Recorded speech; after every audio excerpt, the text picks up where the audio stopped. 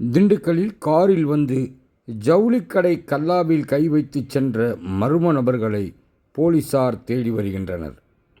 திண்டுக்கல் பழனி சாலையில் உள்ள முருகபவனம் பகுதியைச் சேர்ந்தவர் சகாயமேரி. அதே பகுதியில் சிறிய ஜவுளிக்கடை ஒன்றை நடத்தி வருகிறார். கிறிஸ்மஸ் மற்றும் புத்தாண்டு பண்டிகையை முன்னிட்டு சேலைகள், சுடிதார், லெகின்ஸ் உள்ளிட்ட ரெடிமேட் ஆடைகளை விற்பனை செய்வதற்காக புதிதாக வாங்கி வைத்திருக்கின்றார். இதற்கிடையே நேற்று இரவு வழக்கம்போல் தனது கடையினை பூட்டிவிட்டு வீட்டுக்கு சென்று விட்டார். இந்நிலையில் இன்று காலை கடையை திறந்த சகாயமேரி அதிர்ச்சி அடைந்தார்.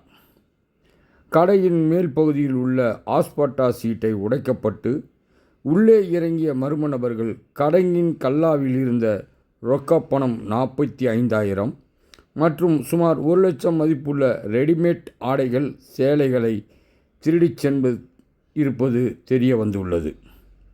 இதுகுறித்து சகாயமேரி நகர் மேற்கு காவல் நிலையத்தில் கொடுத்த புகாரின் அடிப்படையில் சம்பவ இடத்திற்கு வந்த குற்றப்பிரிவு போலீசார் அப்பகுதியில் உள்ள சிசிடிவி கேமராவை ஆய்வு செய்ததில் இண்டிகா காரில் வந்த நபர்கள் சகாயமேரியின் கடை வாசல் முன்பு காரினை நிறுத்திவிட்டு பணம் மற்றும் ஆடைகளை கொள்ளையடித்து காரில் ஏறி செல்வது பதிவாகி இருந்தது.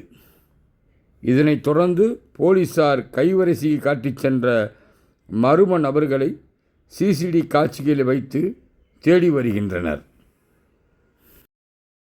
சகாயமேரி எவ்வளோ உள்ளே இருந்தது, என்ன எடுத்துகிட்டு போனாங்க?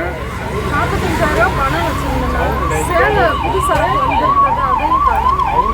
புதுசால எவ்வளோ இருக்கும்? சேலை ஒரு 35 சேலை, லெகின்ஸ் வந்து ஒரு 150 லெகின்ஸ்.